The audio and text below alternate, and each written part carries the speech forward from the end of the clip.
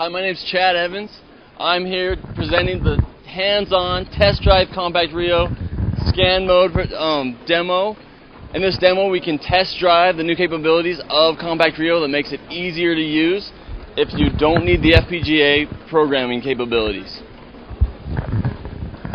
Alright, so here we have a hands-on script you might want to also show on your camera that customers can follow to create their own. Or I can also just show you here what we have created, and maybe I'll walk you through a part of it. So what they'll get to create is just come in here and just start creating their own project. So they come here, create a new project, and then they just start from scratch, and we just show how easy it is. So they're following the script here. Okay, I'm going to go in here to the project. I want to create a new target of devices. What we're working with here is a real-time CompactRIO, so that's the one I want to choose. I wait for a moment for it to find it on the network. It's connected through the network. And it takes a little while. It's talking through UDP and TCP/IP to find the CompactRIO. And it finds it. I select it and click OK. And then it gives me choices. I can use the new scan mode, which is the one that allows you to talk directly to the I/O without doing any FPGA programming. Or I could use the old way, the interface FPGA, which then gives you all the FPGA functionality, which is also cool, but let's say I don't need it this time, so I'm just going to use the scan mode.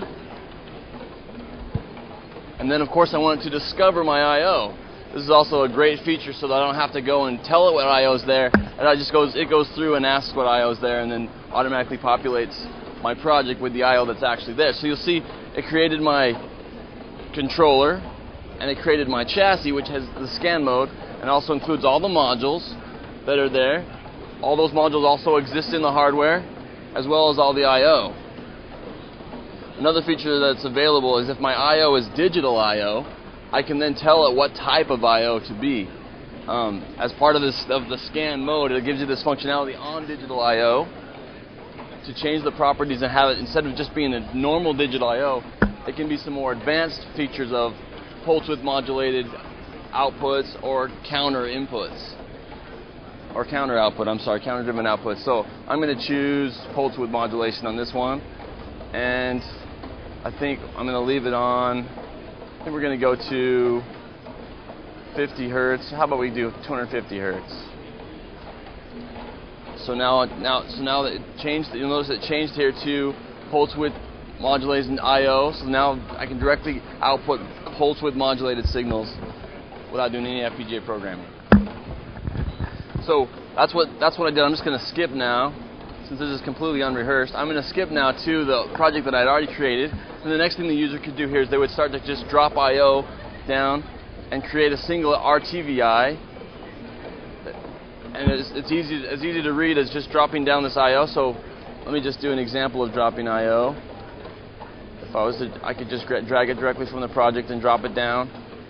And that's how and then it's that easy to place it on the diagram. I'm just going to go ahead and delete that since we already have that here.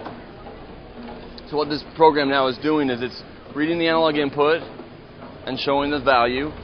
I also can write to the analog output, which is wired directly back to the analog input we're reading, so you can read what's being written out back through. It's kind of a loop back.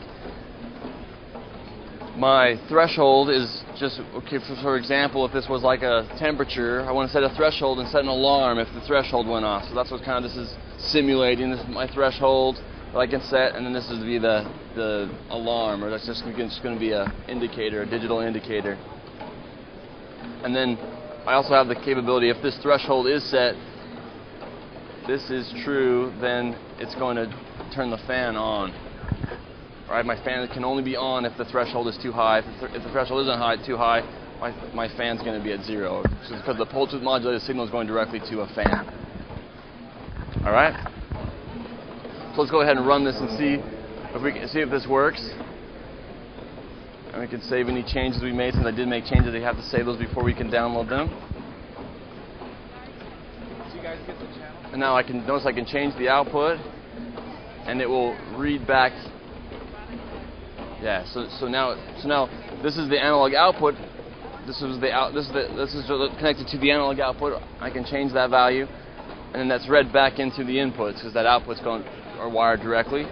And if my threshold, and if it's above the threshold, the fan, if it's below the threshold, I'm sorry, then the fan's off. If it's above the threshold, then the fan turns on. And then I can also control the fan speed. And again, all without having to do any FPGA programming.